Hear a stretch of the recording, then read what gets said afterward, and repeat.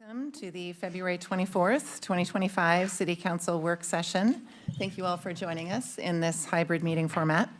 For work sessions like this one, there is no opportunity for public comment, and those wishing to access the meeting can do so by watching the live stream available on our website, the broadcast on Comcast Channel 21, or by calling into one of the phone numbers listed for this meeting on the public webcasts and meetings materials page of the City of Eugene website. In case of a medical emergency, an automated external defibrillator, an AED, is located on the counter behind staff, located to your left, the west side of this room. And in case of an emergency evacuation, emergency exits are through the double doors located at the back of the room, and the doors to the patio can also be used as needed. Thank you all again for joining us.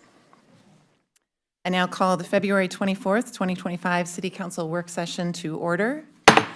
And before I turn it over to the city manager to introduce tonight's topic, I just want to note to council that for tonight's workshop, I would like to ask for a complete round of feedback from councilors before we start a second queue. So I'll start with Ward 1 and run up through Ward 8, and then we'll take additional rounds. So no need to rush in with hands during the presentation, though I will keep track of that queue and we'll come back to it in the second cycle. And with that, I'll ask the city manager to introduce tonight's topic, a work session on urgent community needs and downtown and public spaces update. Thank you, Mayor. So a couple of things. Since you did adopt a strategic plan, we have tried periodically to bring you topics that are specific to goals you were trying to achieve in that plan. Tonight is actually paired up with a set of investments we made in the biennial budget to really try to make a difference in some of the areas of urgent community needs. And so I'm pretty excited to have two of our incident commanders, and we talked about this a lot during the budget process, here joining us to talk through downtown and our public spaces. And Michelle Parkins, who is our public spaces incident commander, is going to kick us off. Thank you, Sarah. Hello, Mayor and Council. My name is Michelle Parkins. I serve as the city's Public Spaces Team Incident Commander. I came into this role 11 months ago, and prior to that, I supported and supervised the city's Public Works Maintenance Right-of-Way Cleanup Team. The city is responding to the homeless crisis in many ways, including resource dedicated for housing, mental health services, and compliance, as the city continues to work with government and nonprofit partners to expand shelter, affordable housing, and support resources. The city is also responsible for addressing safety, sanitation, and access issues across the community. My role is to support and manage the city's operational teams and efforts around responding to the homeless crisis and managing complex situations. This is Ray Brown, the city's downtown incident commander, and he will introduce his role in a few more slides. This evening, we will be providing you with some updates on downtown and the public spaces team efforts around urgent community needs for addressing safety, sanitation, and access issues across the community. Before we share updates, I will provide an overview of how we got here today. In 2020, with the advent of the global COVID-19 pandemic, locals in the local stay-in-place order, the public space camping became pervasive and ongoing and highly visible. The community also experienced the formation of impromptu and then city-managed temporary camps in the community with some 300 occupants. There are also hundreds of vehicles occupying curbs beyond code allowances that disrupted businesses and residents' use of the public right-of-way. To support the community in response to this crisis, the city stood up the unified command structure that aligned city resources, including staff, money, and objectives, from across all the departments to create new shelters, access internal and external resources, and to provide more efficient responses to community impacts. From the successes found within the unified command structure, the city developed a long-term team known as Public Spaces Team. Also, as a result, the city's 2023-2025 adopted biannual budget included funding for staff and resources to refine, support, shelter, and response operations to more effectively assist unhoused and housed community members. The budget included 3 incident command positions to coordinate and support the city's response around the unhoused crisis. The 3 new incident command positions have a position focused in downtown, a position focused citywide, and a position within the fire department to coordinate their alternative response. Also was funded a new dedicated positions as neighborhood service officers who implement code in the public right-of-way and other public spaces. The community and dedicated team for responding to clean and sanitation concerns across the right-of-way. Excuse me. The community and dedicated team for responding to the clean and sanitation concerns across the public right-of-way and public works. This evening, the evening's presentation will share some information on efforts for the downtown core, and then I will be followed up with provide updates for the efforts put forth in the greater community. Good evening, Mayor, Council, City staff, and community members. Thank you for the opportunity to be here today. My name is Ray Brown. After 25 years of service in law enforcement and fire service here in the city of Eugene, I joined EPD in June of 2023 and was appointed as the Downtown Incident Commander. My role is to coordinate resources downtown across city departments and divisions to achieve the city's goals as outlined in the updated priorities and projects list. I'm here today to share some of the progress staff and community partners have made working together downtown over the last year and our future efforts. Our common objective is to bring together the city's divisions and community partners downtown to coordinate resources and produce a downtown that is safe, clean, and highly activated. Typically, the classic incident command system has finance, logistics, planning, and operations. We have simplified the structure into two main groups. The Strategy and Operations Group, which includes the managers, lead workers, and field staff from various downtown divisions. Members of this group meet on teams weekly to plan, coordinate, communicate in order to provide downtown services. We also meet in person on a monthly basis. The Finance and Long-Range Strategy Group is comprised of division managers who lead the strategy and operations staff. This group meets quarterly or as needed to address funding issues and long-range planning, with representation from PDD, cultural services, facilities, and EPD. As you can see, we have significant participation from various departments and divisions, downtown, facilities, EPD, co-responders, planning and development, library services, code compliance, homeless services, and several others.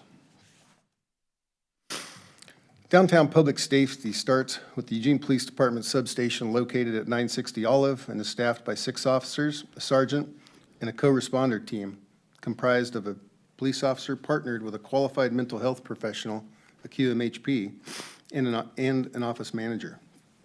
This provides dedicated officers Monday through Saturday during the day. Wednesday through Saturday, patrol has adjusted to provide more consistent coverage downtown in the evenings and early mornings. Generally speaking, our area is 5th to 15th, Lincoln to High Streets. While the work in downtown and the greater city are similar, we have some differences. In downtown, we regularly address issues related to trespassing and rarely encounter established camps or structures as compared to the work done in the rest of the city.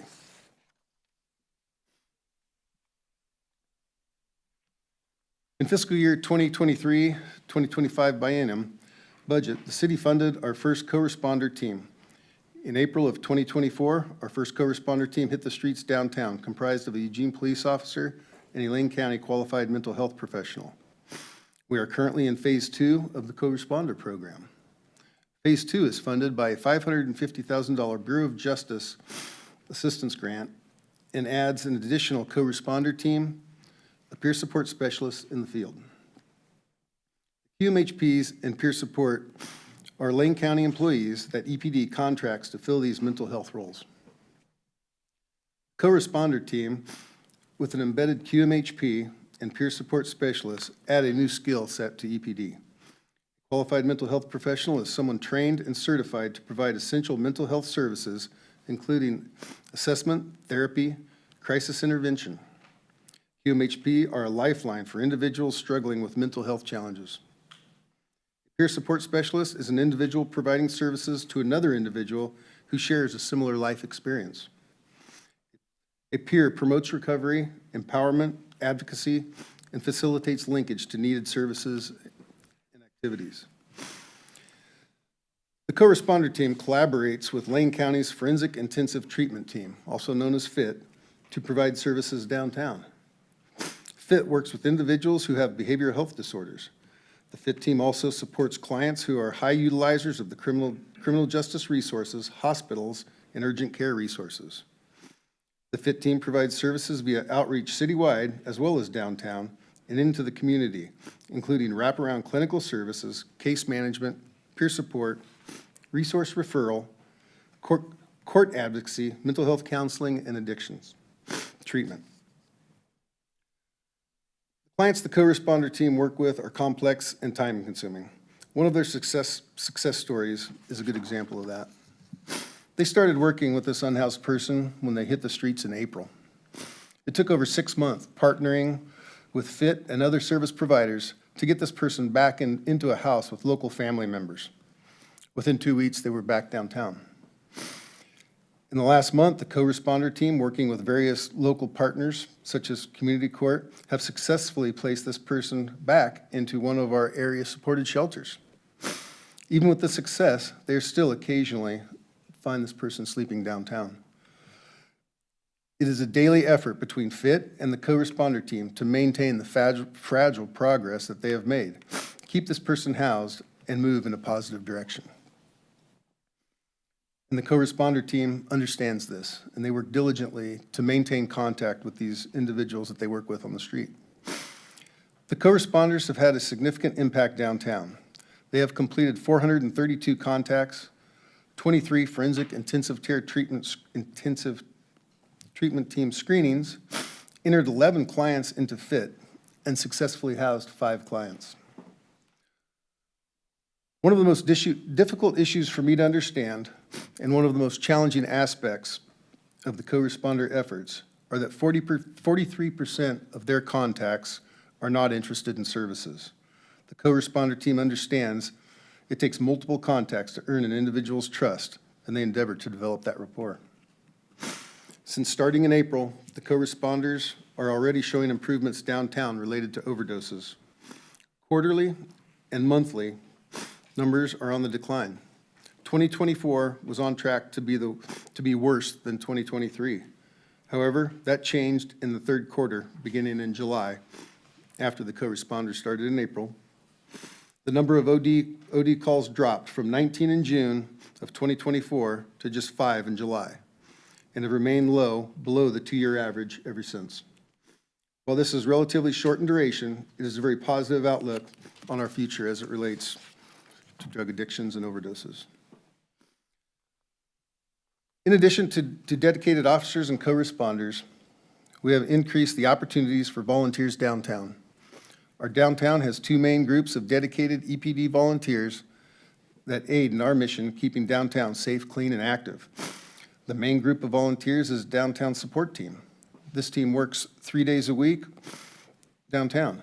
They also have a presence during large city-sponsored events such as the Halloween Parade and the First Friday Art Walks. These volunteers assist with welcoming visitors, provide an additional visible presence to deter unwanted behaviors.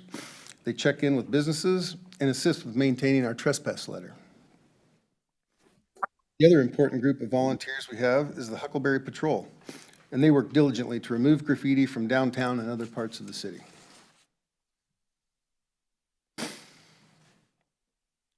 We've also added a rapid response clean team, a pilot project. This team is made up of 3 motivated people who care greatly about downtown and have an incredible work ethic. This cleanup crew's primary mission is to assist EPD with cleanup of debris that is often left behind by trespassers and others. They respond to requests for cleanup by city staff and perform cleaning and beautification downtown as they locate issues. They also respond to work orders entered into the Downtown Watch, an online reporting system.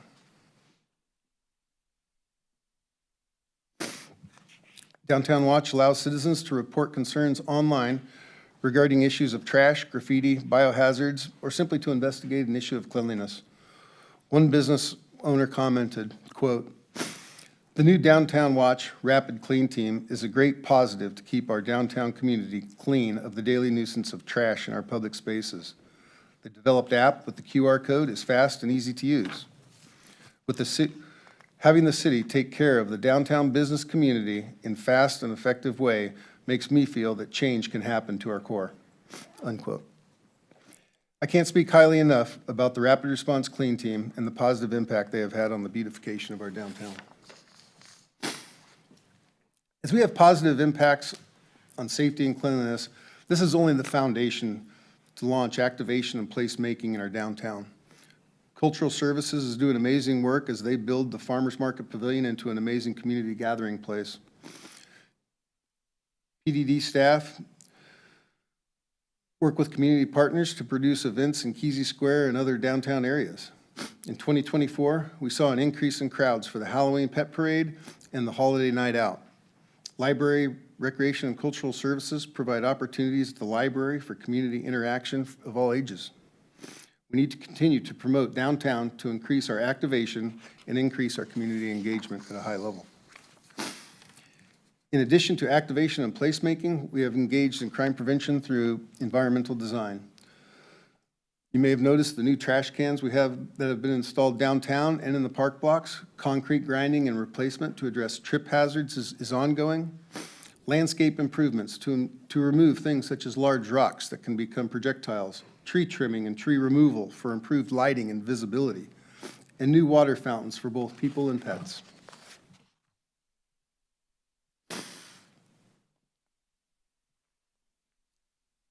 A lot of progress has been made, but we still have significant work to do, and there are significant opportunities to gain efficiencies and improvements.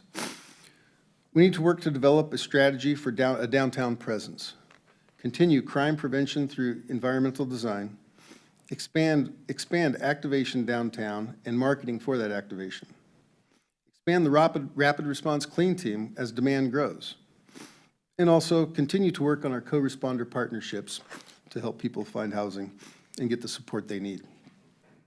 In an effort to continue building upon our safety, cleanliness, and activation, the city has also engaged a consultant, Uncommon Bridges, to provide recommendations related to downtown services. In addition to city staff, they are engaging downtown stakeholders to understand gaps in service and opportunities to improve. Recommendations coming at the end of this fiscal year. As I conclude, we work towards a safe, clean, and vibrant downtown. The coordination of resources and leveraging of relationships centered around a common mission have been critical to our progress.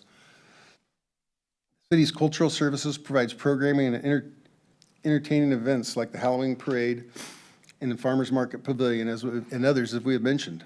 To ensure these events are successful, the downtown support team, the cleanup team, and EPD officers do work ahead of time and during the event to ensure the environment is prepared for success.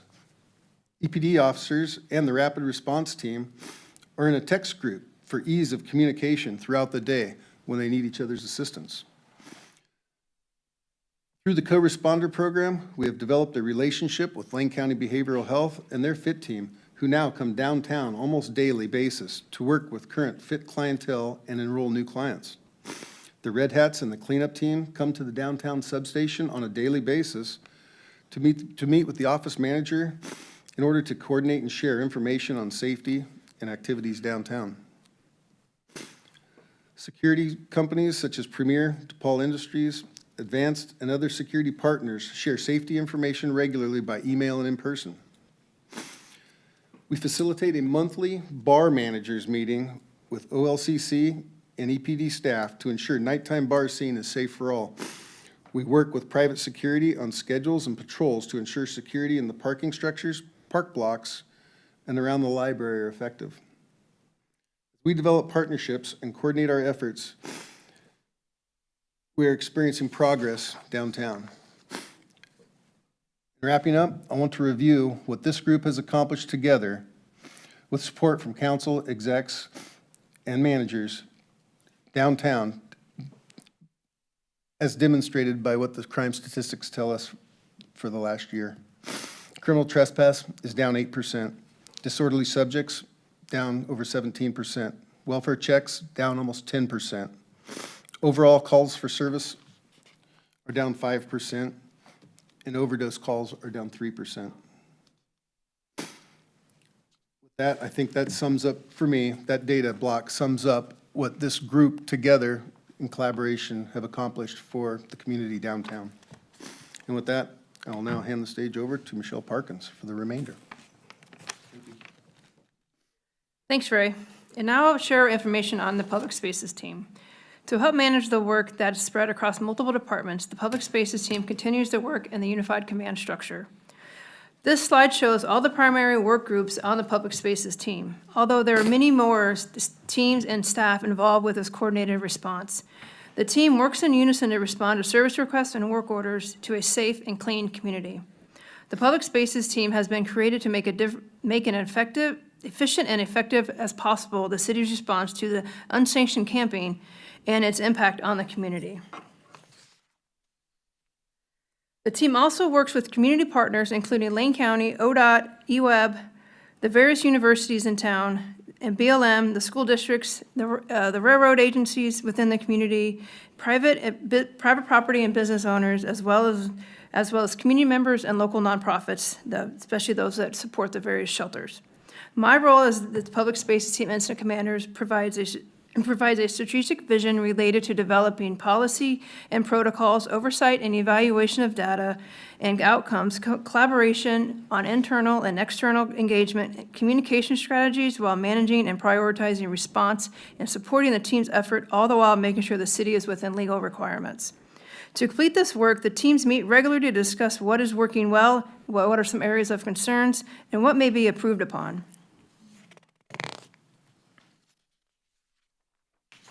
The Public Spaces team mission is to provide structure and support to responding to community needs, requests around the impacts of our unhoused community members.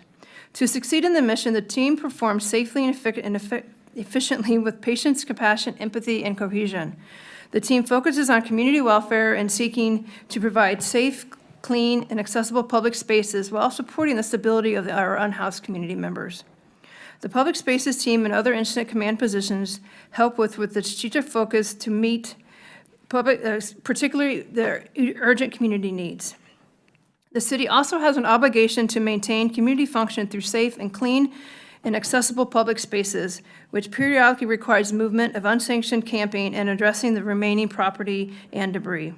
The Public Spaces team mission is guided by city ordinances, park rules, state law, and relevant federal court decisions in our region. City teams are limited by staff capacity and the need to prioritize response for the most serious impacts to public safety, sanitation, and access to public spaces. The teams rely heavily on each other to resolve situations in the safest and most efficient manner possible. In these photos here, you will see a snapshot in time of the various teams performing the various duties to help meet the urgent community needs. Moving from the left to the right, one of the park ambassadors is making documentation of the various park rule violations. Next, you'll see members of the Park Illicit Activities team cleaning up some debris from the park system and nearby waterway. As we move to the center of the slide, you will find members of the Public Works Maintenance Right-of-Way Cleanup team carefully removing a tent from a planter strip for cleanup and possible storage of personal property. Below is a photo that illustrates how the EPD's housing support officers provide overwatch to ensure staff safety while public work maintenance staff are documenting and cleaning up items in the right-of-way within feet of railroad tracks and the street. Housing support officers reduce potential hazard and conflicts, creating safer environments for residents, businesses, visitors, and city staff. Not only do the housing support officers provide safety overwatch for the team, I would also like to take time to mention that the housing support officers also handle trespass calls, motorhome and RV camping issues, camping and trespassing incidents also on railroad property as well. As we get to the far right of the slide, you will see one of the neighborhood service officers is in a secluded area of public right-of-way, posting the required 72-hour notice of an established camp. The final photo on the lower right is another one of the neighborhood service officers marking and warning a vehicle for storage on the street violations. We have addressed the vehicle complaints that peaked in 2021 with a combination of signage, regulation changes, as well as the creation of dedicated neighborhood service officers team which implement code in the public right-of-way and other public property. On average, the neighborhood service officers' response time for first touch is 24 to 48 hours from the time the request to complaint is received. Depending on the situation, it may take a little longer for complete resolution. Due to the complexity in other parts of the equation, the dedicated cleanup team for the public right-of-way and the housing support officers within EPD may need to assist to get complete resolution.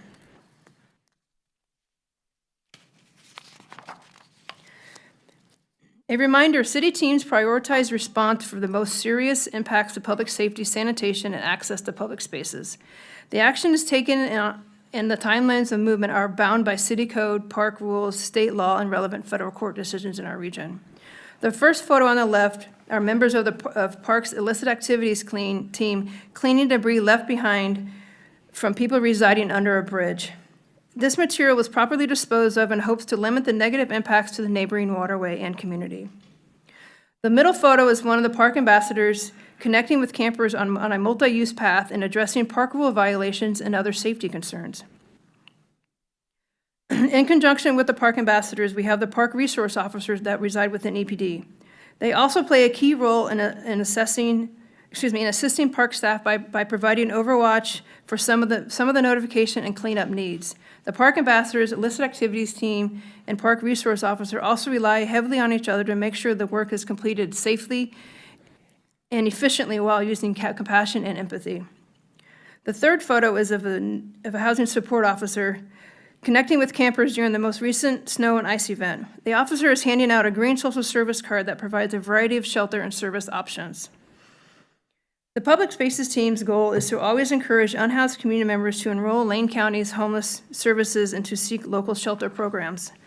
Otherwise, action in the field requires regular movement of vehicles and people to comply with city code, park rules, and state law in a way to reduce the accumulation of debris and growth of unsafe and unhealthy activity. This graph illustrates the request for service or reports of concern received by the relevant teams within the Public Spaces team. The graph also shows the number of work orders generated by city staff. You may be wondering why there are more work orders than requests for service. There are a few explanations for the difference. One major explanation is the number of duplicate requests that are received. The number of requests received, duplicate requests received does not generate a work order.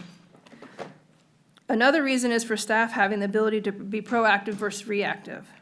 For example, in 2024, Parks and Open Space staff identified close to 2,200 prohibited structures across the system. Thanks to a 7-day-week staffing coverage, they were able to confirm that these structures had not been established. Each of these structures received documentation requiring removal of non-established camps. Additionally, 72-hour cleanup notices were issued for over 200 prohibited structures where staff could not confirm the structures had not been established. In 2024, Public Works Maintenance right-of-way cleanup team removed over 6,000 yards of debris from the public right-of-way, and the Parks and Open Space illicit activities and park ambassadors removed close to 3,500 yards of debris from the park system. To provide more relatable comparison of how much debris was removed, the truck in this picture here on the left has a capacity of 6 yards of debris. Therefore, in total, the cleanup effort would require over 1,500 of these trucks to clear the debris out of the right-of-way. Or another comparison is the approximate weight of all this debris would equal 145 standard-sized school buses. Most of this work is completed by hand or utilizing hand tools like shovels or park sticks seen in this picture here on the right. The removal of debris allowed for safer, cleaner parks, travel lanes, stormwater systems throughout the community.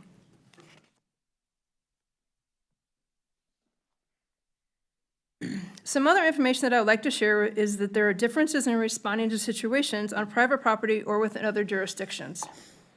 For example, on railroad property, the only authorized personnel to enter railroad property are railroad personnel or emergency personnel such as law enforcement. All others may be subject to trespassing. Also, I would like to share that city protocols do not apply to other jurisdictions. Part of my role has been to connect and build relationships and understand how other entities like ODOT and Lane County and the various railroad companies respond to community needs. I am in regular contact with these partners. We continue to address concerns as we see them and be proactive as possible. Some of the team's responses are driven by the community reports. This link allows anyone to file a report on park issues, downtown concerns on public property, downtown concerns or concerns on public property and much more. The map on the right is a snapshot of time of some of the work orders that have been generated via these requests. I'd like to remind folks that these online reports go directly to the field teams. This direct connection to the teams allows for accurate and efficient responses. We appreciate your support in reporting concerns. Thank you, Mayor and Council, for your time as Ray and I shared with you a high-level overview of the updates and work currently taking place to address urgent community needs around safety, cleanliness, and managing the city's operational work around the unhoused response. Thank you both very much. I'd mentioned to council at the outset that we're going to start with Ward 1 and move through Ward 8 with a first round. But as a reminder of that, I'll ask an easy-to-answer question to give people a little more time if anyone wants any. Picking up on where you left off, Michelle, if community members are trying to use this online resource to report concerns, how long does it take to do that? To enter the report, their concern online. I mean, I think it depends on how tech savvy you are, but we're hoping it's pretty quick, within a minute, I would say. So something where interface looks straightforward, but looks like there's some drop-down menus. But if you were wanting to capture information and make sure the city's aware of something, it's a minute or 2 or 3. Yes. To be able to get that into the system. Yes, Okay, correct. great, thank you. Simple question. Starting with Ward 1, Councillor Kaczynski. Thank you so much, and thank you for your presentations. As a good chunk of downtown is in my ward, I've had the opportunity to really see a lot of the work the downtown team in particular is doing. And I want to mention that, like, particularly the clean team and that clean rapid response team, I've gotten a number of compliments on their responsiveness and their work from people in the ward and people reaching out to me to compliment their work. So I want to bring that up and say that, you know, as someone who walks through downtown every day, first thing in the morning, I can definitely see the difference in cleanliness as a result of that work. And of the new trash cans. The new trash cans are really helping a lot too, I think. Because, you know, you can't overflow them. And so I just wanted to express that appreciation. And regarding the public spaces, your work is all in public space, like parks, right of way, not private land, not ODOT or Lane County land, right? So yes and no. I would say primarily my focus is public property, but because of the situations that happen, I'm in constant communication with our partners. Because we'll get calls in, or we'll get areas of that are heavily concerned, or the complexity of some of the areas in town can be so many different jurisdictions that we're in constant communication. So I meet quarterly with our partners in ODOT and Lane County in particular. But the private property issue is a little bit different because it's private property, and that jurisdictions or that response is different. That is definitely geared towards code and what happens within law enforcement. And do you see very different philosophies or approaches with the different jurisdictions? Or is it, you know, you're feeling like everyone's being able to work together fairly smoothly? I think we work really well together. The approaches are different mainly because of the staffing resources. I mean, it's my understanding that ODOT and Lane County, their public works, they don't have dedicated teams like we do here, which is allowing us to be really more efficient and responsive. But the communication is really good. I was actually just texting with our ODOT partner right before I came in here to confirm on some items. Yeah, so I think that's part of what my role has been, is to really try and build those relationships, to understand and to really connect up with them to understand what they're doing, what we're doing, and can we start mirroring more of our responses if we can. Thank you.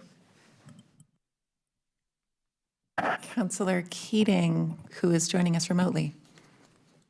Thank you, Mayor, and thank you to the team for the presentation and for the work, the attention to detail in regards to cleanliness. I'm greatly appreciative of the new interface, and would love if staff could reiterate the link or where folks can, an easy easy to understand place for folks to go to report incidents downtown.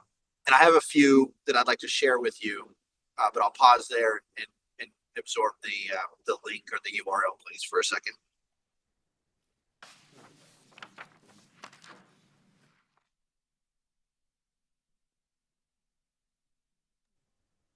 Mayor, I'm not hearing anyone. I wonder if it's my audio. No, that, Counselor Keating, there, it's showing on our screen, but you, I think, cannot see the video right now. It's the City of Eugene website, eugene-or.gov/report concerns. That's great. Thank you.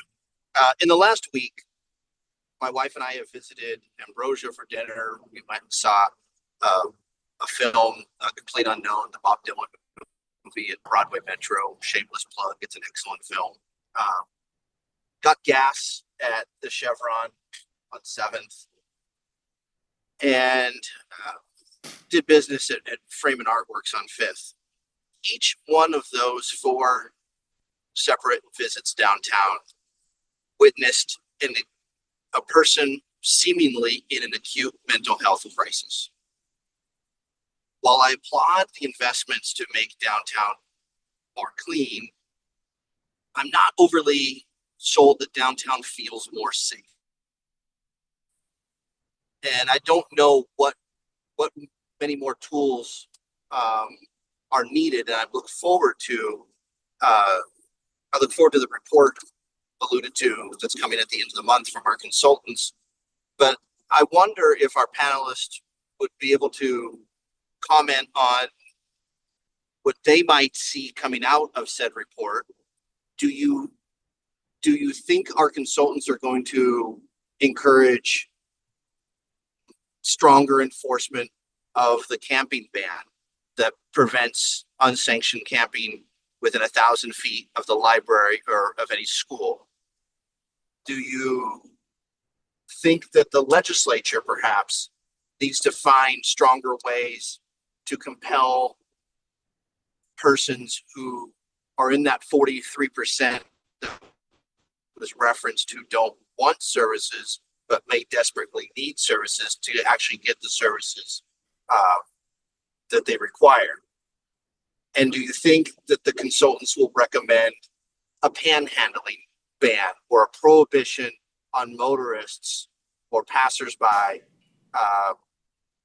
giving of change or other goods or food or etc.? Would that help alleviate some of the real or perceived safety concerns downtown? thank you, Councilor Keating. I'll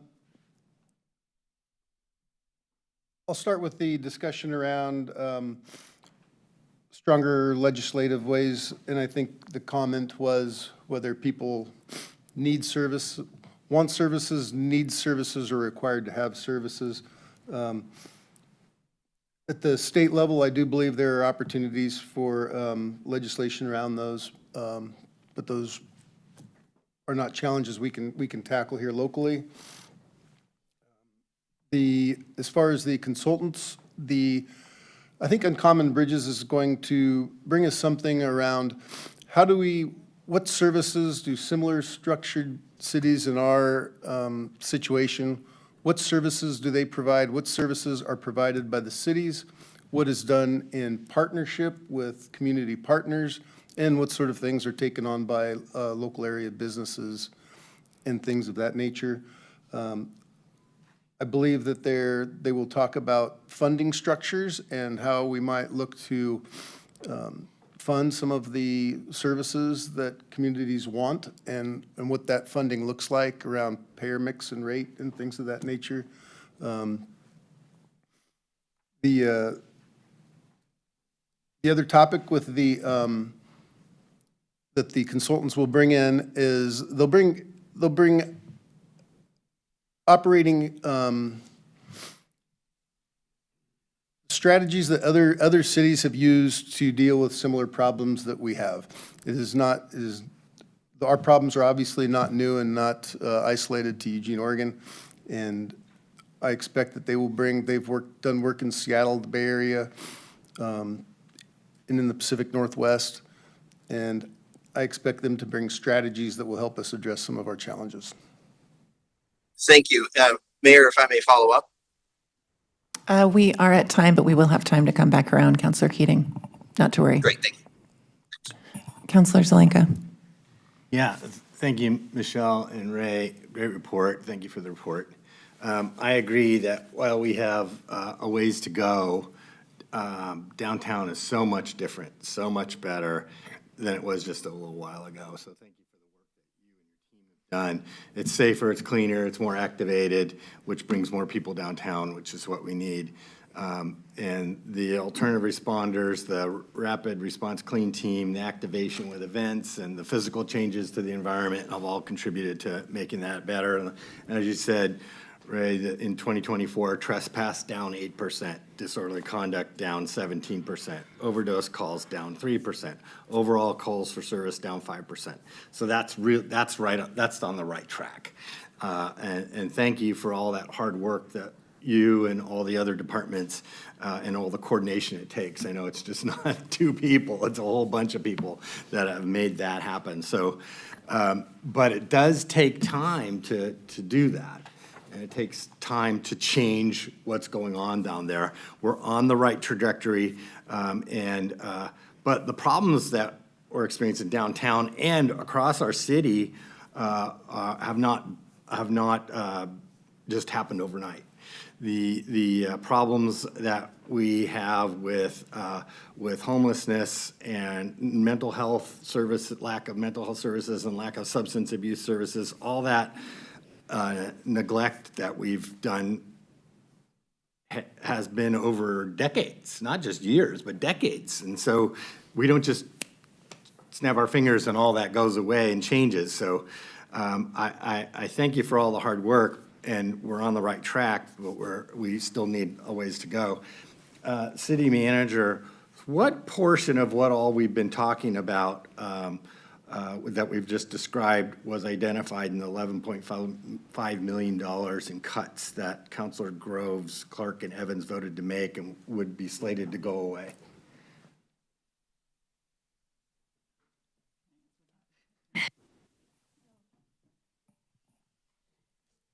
Since I think you're asking about the discussion revolving the fire fee ordinance, and so that is now an election measure, which puts us in a tough spot for council to ask questions specific of city staff when it comes to the impacts of whether or not the fire fee ordinance goes into place or not. So the city manager can speak broadly to proposed budgets, but to answer the questions of the specific impacts of whether or not there's specific funding streams, that's what we're going to need to steer away from because of Oregon elections law. So can I speak to the items that were in the Monopoly cards that have already been presented? They're all public information. Yeah, and I mean, okay, that's I don't want to, whether the fact that all of that information and discussion was had prior to it being an election measure, so it's not, that doesn't answer the question to whether or not we can talk about it. Ultimately, you have, that is available publicly, so folks can access all public records. I think what the world we get into right now is asking specific questions of the city manager that put her in a tough spot. I'm just trying to, I can't remember what the Monopoly cards said, but what a proposed $11.5 million cut budget will look like. At some point, that would be a discussion, but I think it's best that we steer clear. I'm not sure how best to answer that. Okay, well, I will ask you specific yes/no questions then. So on slide 2, the alternative response coordination team, was that part of the $11.5 million budget cuts? Yes. So that would go away. The positions that directly deal with homelessness downtown and redirect them to services, that was part of the cuts? some of them are on that list. Right, this list right here, which is where I got this from. And half of the neighborhood service officers were on the list as well. And reduced maintenance and the cleanup crews, rapid response cleanup crew are all on the list. So all of those services that make all this stuff that's been happening would go away if the fire fee doesn't go forward. And so all of those services were cuts that Councilors Grove and Clark and Evans put forward as to make cuts doing this stuff. Councilor Directly Zelenko. goes against this, what we're trying to do in the downtown service. We're at time, and I will add you to the queue for the next round, but also thank you.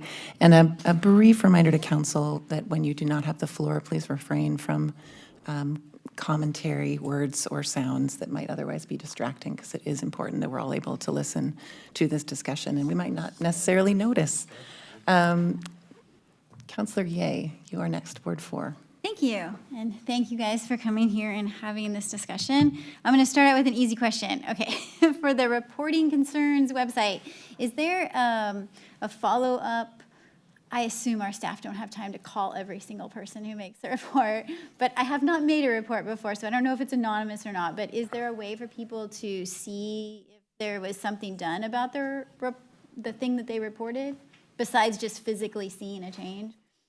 Yes, so when you do report online, you're given a number, and you can go back to the website and reference that number. It won't give you a bunch of the details, just because, but you can at least see basic information of what's happening.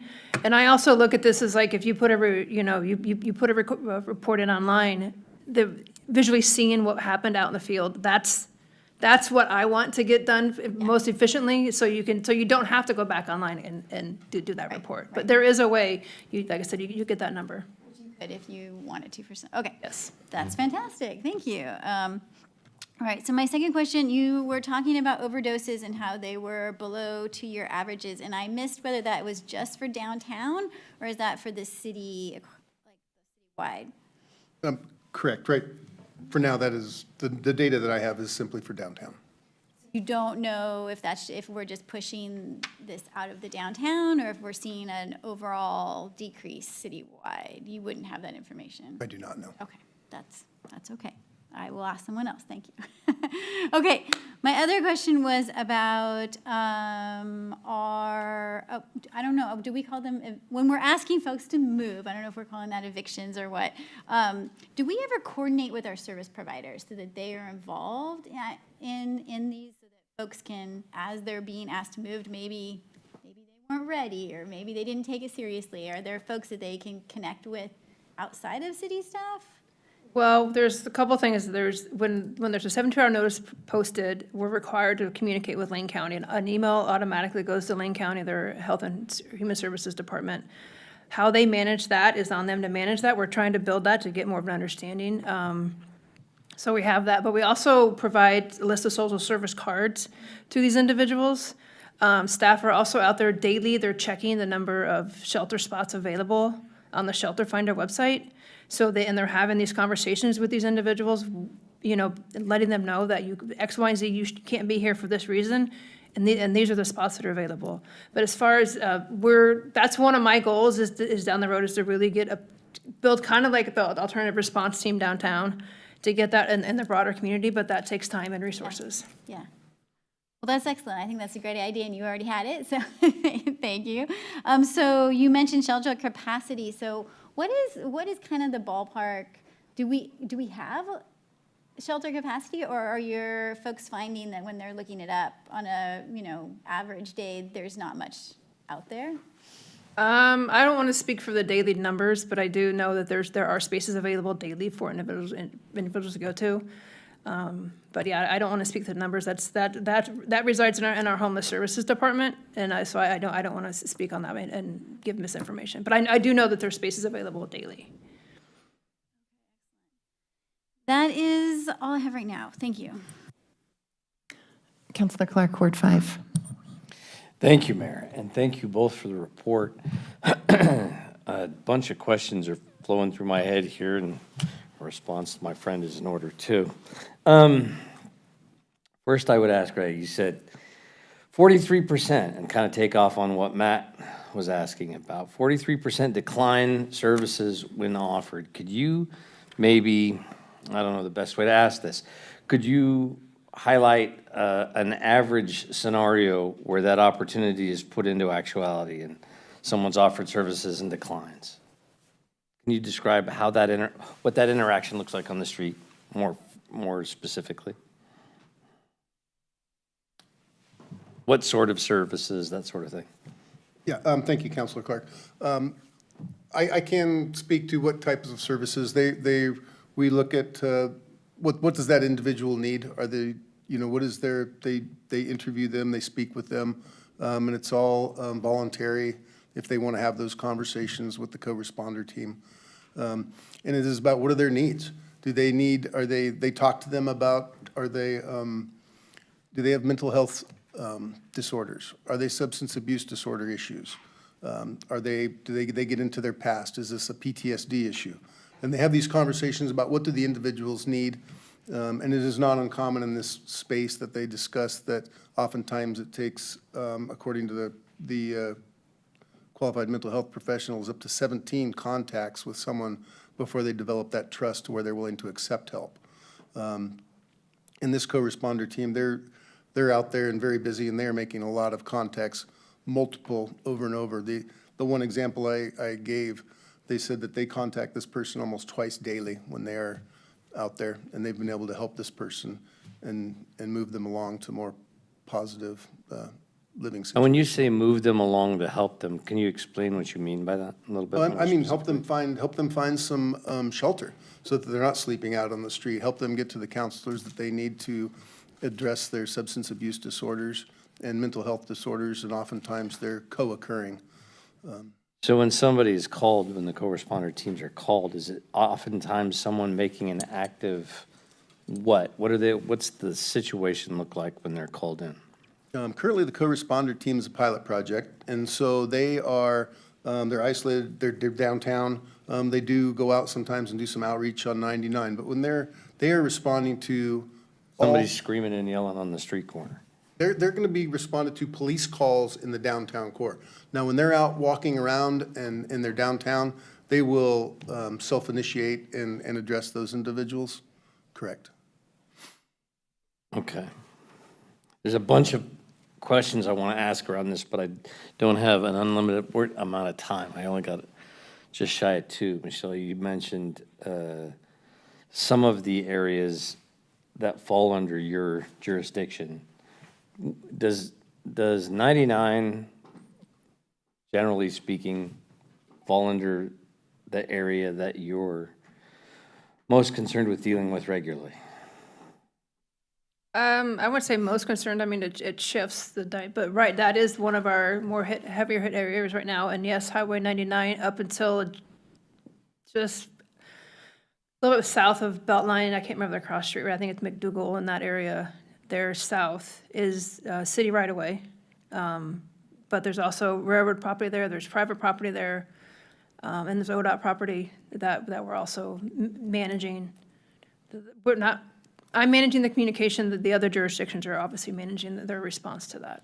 Council gets copied on, and I'm sure you know this, nearly a daily basis on residents and constituents in the area, couple in particular, who are making filings in your office and also copying council with photographs on I think it's fair to say a daily basis. Are we addressing this from your perspective with the right policy group? Is there something we could be, as something in the way of tools that we could be offering you as staff, or operating in a different set of policy realities where we wouldn't have the returning problem every single day for months on end?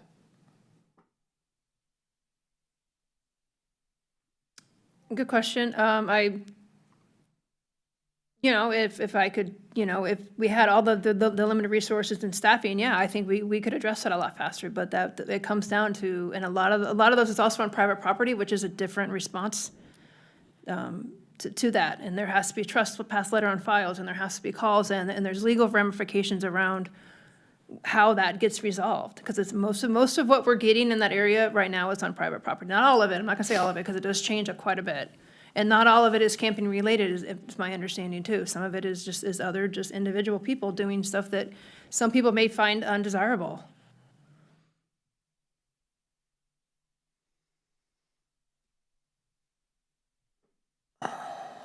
What I'm concerned with in my questions is really around public camping in and around in 99 and trying to make long-term or for lack of a better way to describe this, permanent headway on trying to bring that activity down. It doesn't seem like we're doing anything other than addressing what pops up day to day without doing anything to decrease its likelihood of reoccurring. That's what I'm asking about with regard to policy. Could we be doing something that does something different in terms of its reoccurrence? I think that's hard to say if a lot of it's on private property, because there's a lot of different regulations and code around private property that it's, I look at it like, do you want to tell somebody how to take care of their property? I did vegetation code enforcement for 5 years, and that was a really hard job. You tell people to cut their grass, and let alone with somebody, residing on their property. And there are some properties, I'm not saying there's any on 99, that people do allow people to camp on their property. So as far as policies, I mean, it's hard for me to say yes or no because a lot of it is on private property. We are using different tools under administrative orders to close some of these larger green spaces, and some of that is 99 south of Roosevelt, under the bike path or the multi-use path or by Rexius and Sinister Steel. That green space in there, they're now, and even going farther south to Garfield, those green spaces are now closed under administrative order, not open to public access anymore. And if you think about a couple years back, those triangle areas over there were the stormwater facilities were getting negatively impacted from all the different activities that were happening there that aren't for intended use. So we do have those administrative orders in place. Could we have a policy that it wouldn't require administrative order to do that, because that takes a lot of staff time? Yeah, that's a possibility. What that looks like, that's one of my questions that I'm trying to, gather information on Sure. right now. Well, I suppose with my last couple seconds, I'll just say to my friend, Counselor Zelenka, that we didn't vote on any cuts yet. The three of us you mentioned were all, and I can speak for at least a couple of them, that were proud to vote that way because we were making the good and responsible decision. We didn't decide on any cuts yet, so I suppose that was untrue. Ward 6, Councilor Evans. I'm not going to put any fuel on this fire. So let me start by addressing a couple things in the presentation. Thank you for the presentation. I think it's deeply appreciated by all of us here. Can you talk about some of the environmental design elements that have been successful in deterring some of the negative activities that we've been experiencing in the downtown area and other areas of the city? What's working, what's not working? When we're referring to environmental designs downtown, as far as it could be, or crime prevention through engineering, I mean, sometimes it is as simple as removing large boulders from your planting areas that you have downtown so that they don't end up going through a window. We also work with businesses with grants through the city to develop, maybe they need some extra fencing. Maybe they're looking for wrought iron gate between a couple of buildings when we've got a small alley or alcove that is private property, but it's leading to a spot for folks to hang out. To help people deal with their properties as far as wrought iron fencing type to keep those areas secure. Engineering, we're looking at the intersection of Broadway and Olive, for example, to deal with some of the parking in that area. One of the challenges as a community we have is intoxicated drivers. And so, for example, we have a large crowd that comes downtown on the weekends, weekend nights, and we would like to provide spaces for things like Lyft and Uber, so that we have parking, so that they can get in there to prevent DUI driving. And so making adjustments to those parking meters, to parking spaces, those are part of environmental designs as well. So let me ask you this question. As far as locations that you are consistently having to repeat cleanup activities on, what are we doing to change that kind of behavior and that kind of engagement? Usually, oftentimes there's a draw, something that is bringing people to the area, and it may be a dumpster area or a place where garbage cans are, and maybe it's a consistent area for food. Finding ways to work with those businesses so that they are recycling that waste, finding areas where they can donate that food to some of the service providers that can utilize that, and then working to keep those dumpsters locked up and finding ways to address some of those root causes in that fashion. What is the draw originally? So another issue, again, goes back to property crime, trespassing, our lack of resources right now to deal with a lot of the trespassing issues that are out there. I know that I've spoken with Chief Skinner about this in terms of increasing our vigilance around trespass and property crime issues. But over the last few weeks, I've dealt with,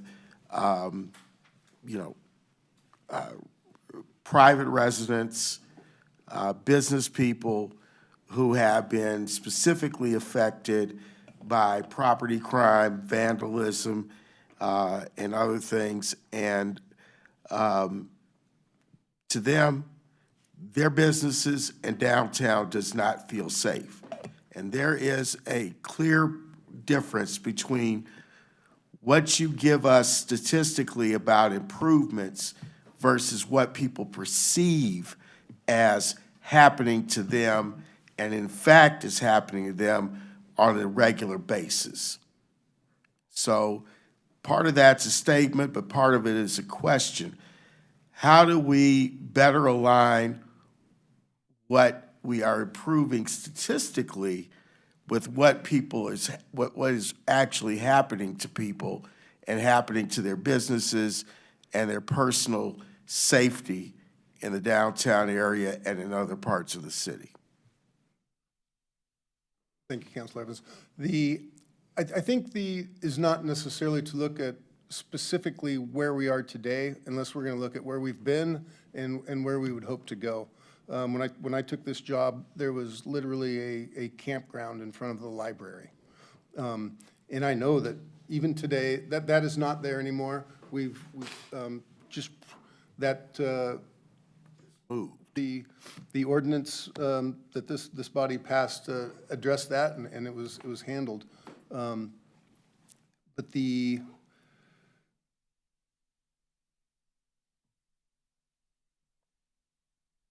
challenges are that we still have events and things that occur downtown. And I do know that some people feel unsafe downtown. What we can do is work to make things better. And some of that is a presence. And speaking of presence, I have Chief Skinner here to help. Yeah, I feel compelled to jump in on this conversation because it feels like we're talking about really citywide crime reduction goals and how we want to attack things that we're seeing across the city, not specific to downtown. And I would not expect either one of these individuals to be deeply versed in crime reduction goals or the strategies around that. I know Ray was a police officer at one point, but he's long forgot everything about policing. So, it's probably not a shock that the #1 call for service in this city is criminal trespass. I've been a chief in 2 different states and have been in command in a variety of different cities, and that's never been the case in any place other than the city of Eugene. Generally speaking, the #1 call for service in a city our size has to do with property crimes, theft, car prowls, burglaries, those types of things. But criminal trespass outpaces that. So if we were to pick off a crime reduction goal to try and make a difference in this city where people could feel, we would start with criminal trespass. The challenge with criminal trespass, though, is it's one of those crimes that can reoccur by different individuals every single day, and it feels like it's a rinse and repeat type of strategy. So for instance, on 99, there are instances where we will go in and enforce the criminal trespass laws on private property because they're adequately marked and they have a trespass letter on file, only to turn around the next day and have a different and unique set of individuals on that property and do that again and again and again. And then the other challenge is it's a B misdemeanor under statute.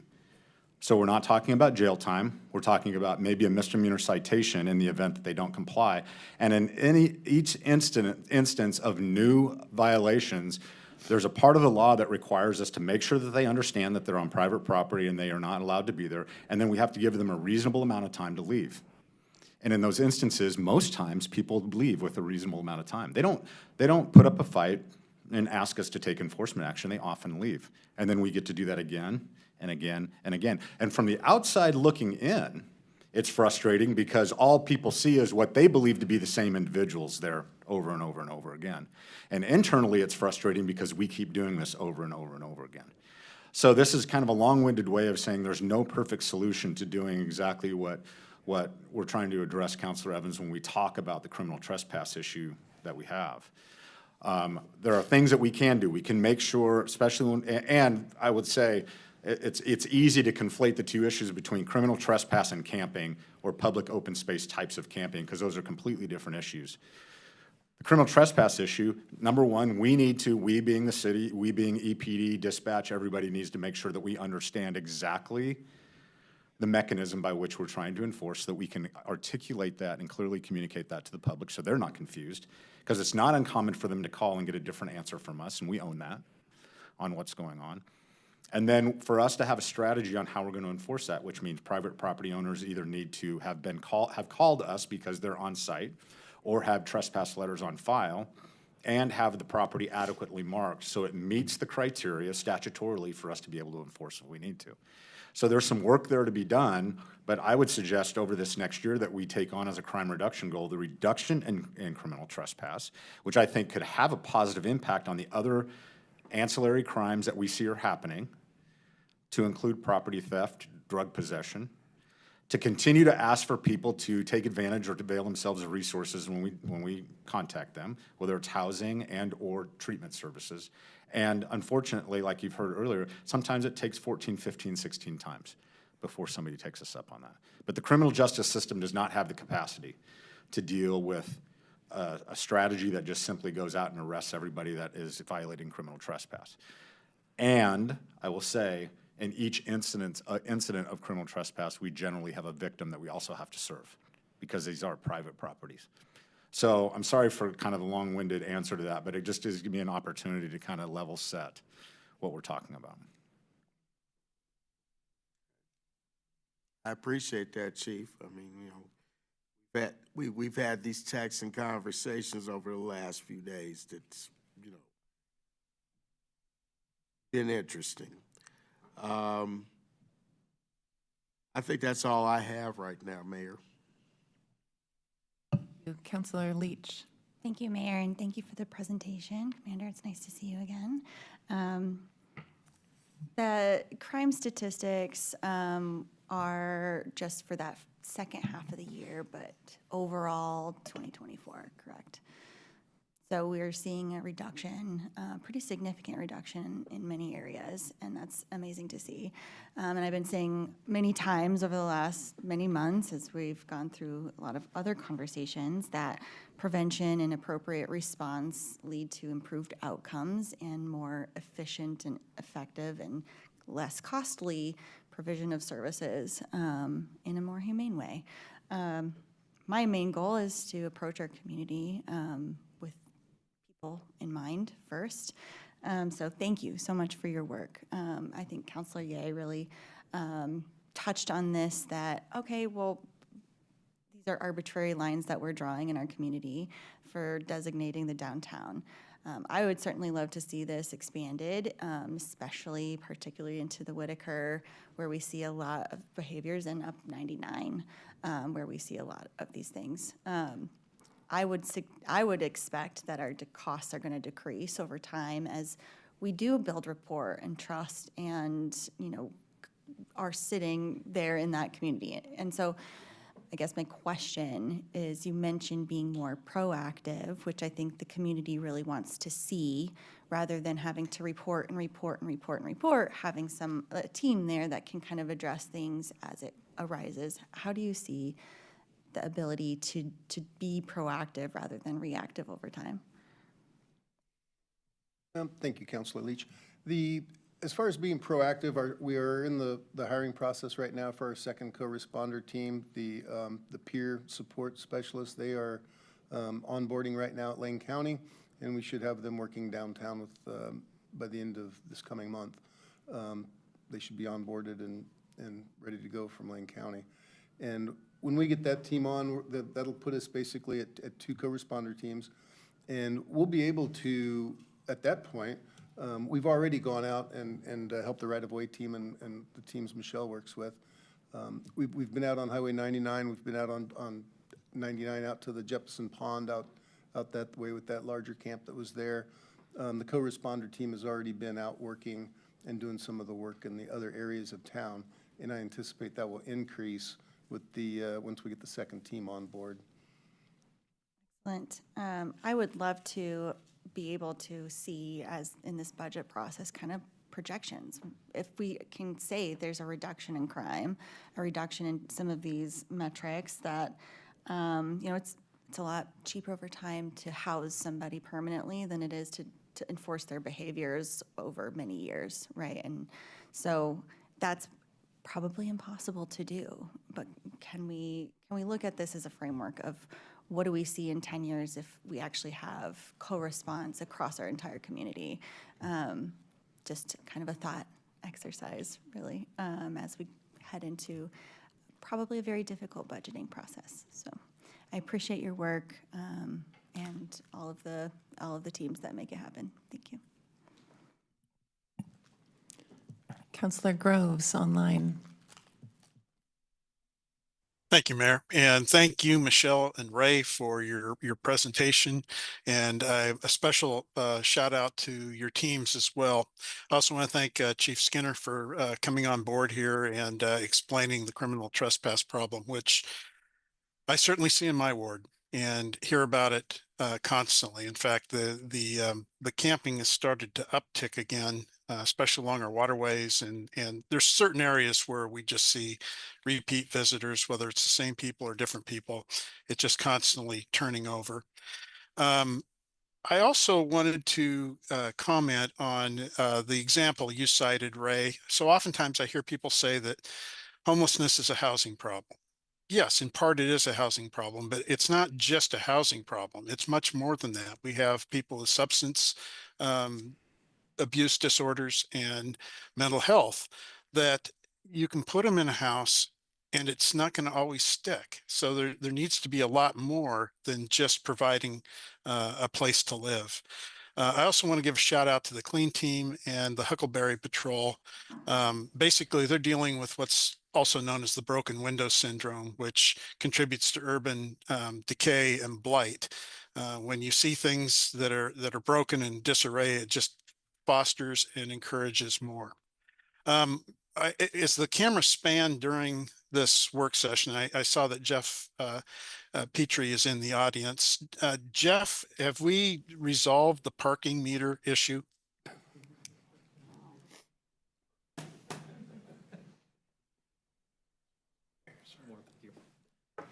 Hello, Mayor and Council, Jeff Petrie, Curbside Services. Turn it on. Thank you.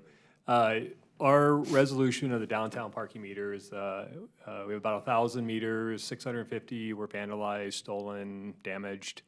Our resolution has been to temporarily remove coin options to allow credit card payments, and we're currently in the process of figuring out the cost to convert all the meters to kiosk meters like they have in Portland. They are triple barrier walled, a lot safer than what our current ones have. So stabilized maybe, but I don't know if that's the resolution that we're working towards, the installation of pay stations to replace those.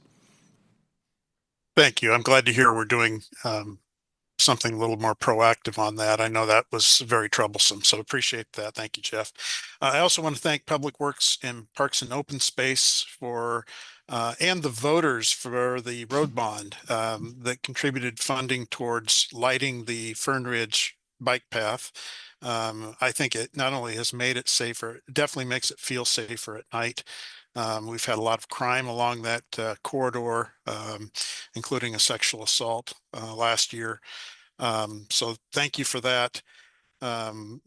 I also want to say I look forward to us scheduling a work session that I pulled earlier in the year on metal theft and other problems that we're having.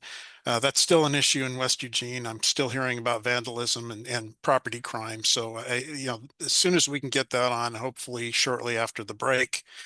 As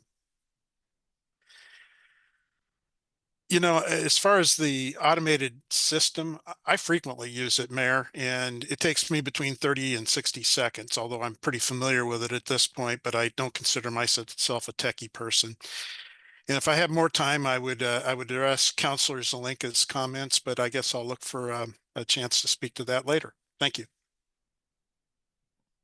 Thank you all. We are through that round of all wards.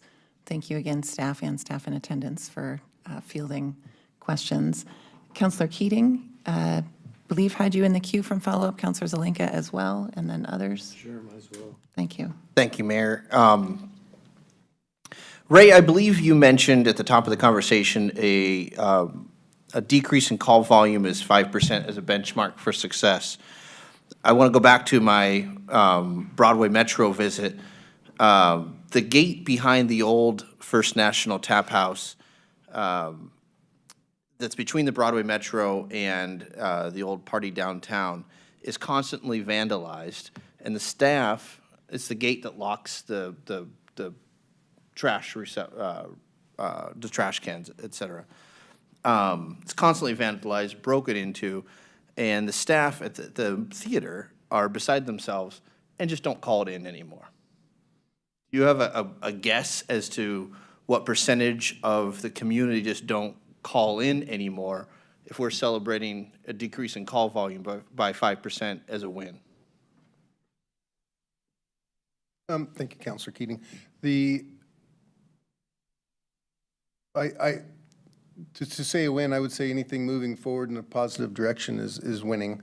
And I think there are a number of people in the community who have given up calling in. I've met a number of these people, and when I've engaged with them, had conversations, some of them come around and I've had good conversations, and they've started helping with things like Downtown Watch and entering things and helping out. And so it will take us a long time to gain back the trust of our community that we are here to take care of them, and we'll provide the services needed. And I recognize that we have let a lot of people down for quite a while. I really appreciate the perspective and candid answer, and I apologize for what came across as kind of a gotcha. I appreciate the opportunity to communicate with the public the need to continue to make those calls, and whether it's the online tool or to call in, not to give up. So thank you, Ray. My follow-up question revolves around Cahoots. What's that partnership like? And I'm reading about leadership changes, and my phone, I received multiple calls today about Cahoots and what their future is going to look like in our community. Could you touch on what success looks like in regards to safety, cleanliness, and accessibility in regards to the partnership with Cahoots, or the struggles with, or the struggles moving forward as that organization changes? The Cahoots, along with the county crisis response, along with FIT, they have all been going through significant changes, along with the alternative response with Eugene Springfield Fire. These are all going through changes, and from my perspective, the root cause of much of this is substance abuse disorders and mental health disorders. Anything we can do to work with organizations such as Cahoots, Lane County, crisis response, to start addressing root causes and some of these challenges will be productive. I concur, and again, I appreciate the perspective and the opportunity for a second round, Mayor. Just jump in really quick, because I know there's been a lot of emails and phone calls from Cahoots about what's in the proposed budget, and I just want to clarify, there is not a proposed budget yet. We haven't completed it, so I don't know why you're receiving those phone calls.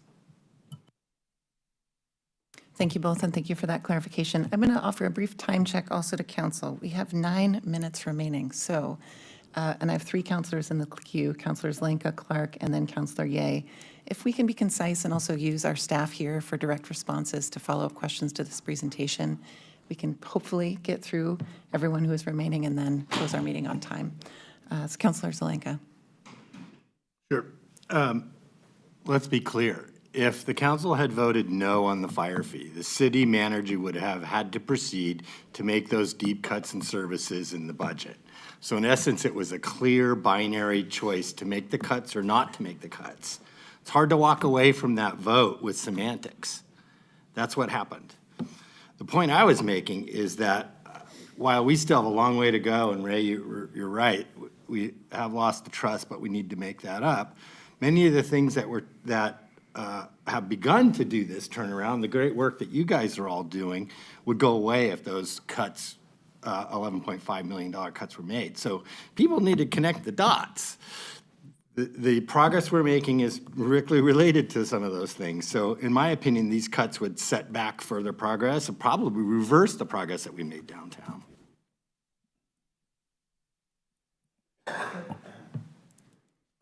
Thank you, Counselor. Counselor Clark. Thank you. I'll just repeat the manager, because she just said it a minute ago. She hasn't proposed a budget. No cuts were made. We haven't decided as a body which particular things, other than to say, we don't want to add a tax for new revenue. That's what the 3 of us voted on, because we'd rather look at other things other than what these fine folks are talking about to cut. We didn't decide on what any of those were. I suspect we will now, because while we had the choice to convince the general public that this fire fee was a good idea, we elected not to do that. And now, as I predicted, the public will force that decision for us. And thus, we will have to make cuts, and we'll have to decide what they're going to be. And I, for one, hope that we're going to focus on our primary goals of public safety. So we will see what cuts will be made, but certainly this council's decisions have ensured that this next year's budget will contain some, I suspect. And Counselor Ye. Thank you. So first of all, I know you got some questions about the whole of downtown, and I want to acknowledge that's not your job, and I think that your job is downtown. And from this presentation and from the information we got, I want to make it very clear, I think you're doing an excellent job with the resources and the staff that you have. I am downtown multiple times every week, and I have noticed over time an improvement. That is not to say we are done or that things are perfect and that really bad things don't sometimes happen downtown, but I have noticed a positive movement in how I feel downtown, what I see downtown, the things people who are downtown tell me that they are also experiencing. And so I just want to acknowledge that while your job is not done, I also agree that we are moving in the right direction, and that should continue to happen, and that I think this council, and at least I can say for myself, is dedicated to making sure that happens. We cannot slide backwards in this work. And I also wanted to say one of the things we talked about tonight is about how 43% of folks don't accept services when they're offered or aren't interested in having those conversations. And that can sound really disheartening, but I work in this industry, and I also know we have a huge waiting list.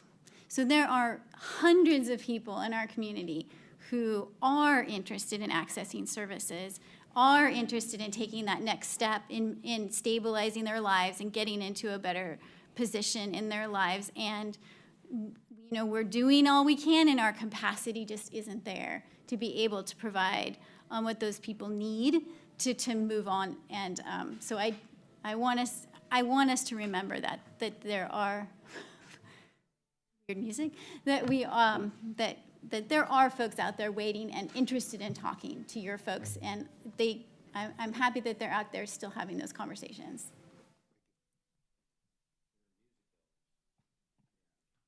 Thank you. Councilor Groves, I just saw your hand go down, and we are very close to time, so I appreciate you knowing and seeing that. I had a sense you could see also the clock.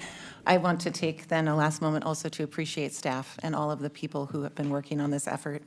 I spend time every single day in downtown talking with people who live there and work there and own businesses there, and there is a lot of concern, but there's also a lot of appreciation for the good things that are happening, and so thank you all for that work.